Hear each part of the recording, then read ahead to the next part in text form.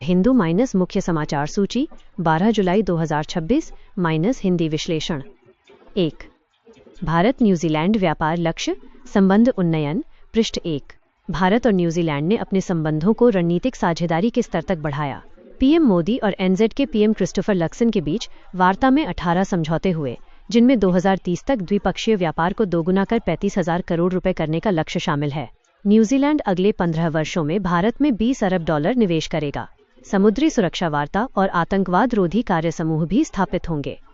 2.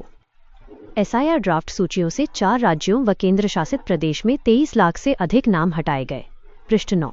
ओडिशा, मणिपुर, मिजोरम, सिक्किम और दादरा नगर हवेली, दमन दीव की मतदाता सूचियों से विशेष गहन पुनरीक्षण एसआईआर के तहत 23,82,014 नाम हटाए गए। दादरा नगर हवेली में सबसे अधिक 30% कटौती, मिजोरम में सबसे कम 5.2%, ओडिशा में संख्या के हिसाब से सबसे अधिक 20.12 लाख कटौती। अंतिम सूची 11 सितंबर को जारी होगी। यूएन विशेष रिपोर्टर्स ने अल्पसंख्यक मतदाताओं की कटौती पर चिंता जताई है। 3. नौसेना ने स्टेल्थ फ्रिगेट आईएनएस महेंद्रगिरी का मिशन किया। पृष्ठ 9. विशाखापत्तनम में रक्षा मंत्री राजनाथ सिंह की उपस्थिति में छठा उन्नत P-17A श्रेणी स्टेल्थ फ्रिगेट आईएनएस महेंद्रगिरी नौसेना में शामिल हुआ। ये आत्मनिर्भर भारत पहल का अहम हिस्सा है, जिसमें CODOG प्रणोदन प्रणाली और स्वदेशी युद्ध प्रणालियां हैं। 4. वंदे मातरम निर्देश का सख्ती से पालन करें।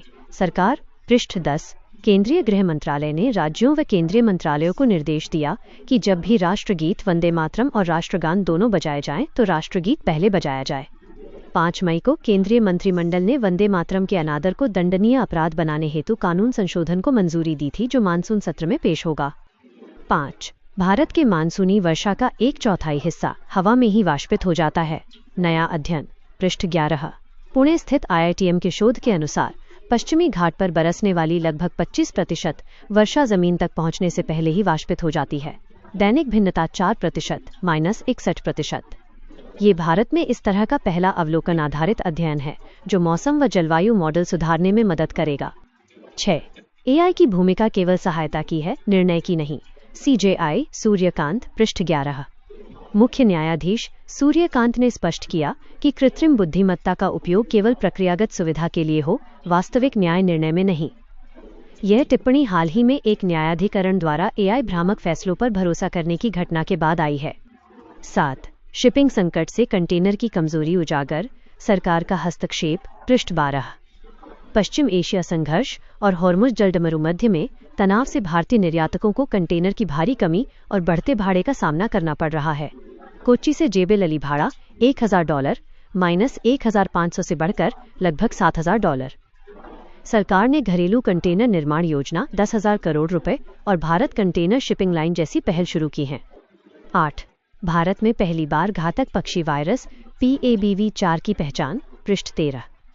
असम वेटरनरी विश्वविद्यालय के वैज्ञानिकों ने पालतू तोता प्रजाति के पक्षियों में पैरेट बॉर्ना वायरस -4 PABV4 की पहचान की, जो प्रोवेंट्रिकुलर डायलिटेशन डिजीज PDD का कारण बनता है। परीक्षण किए गए 83 पक्षियों में से 44 संक्रमित पाए गए, जिनमें कई लुप्तप्राय प्रजातियां भी शामिल थीं। 9. भारतीय प्रयोगशाला ने कंप्यूटरों को मात देने वाला क्वांटम एल्गोरिदम बनाया। पृष्ठ 13.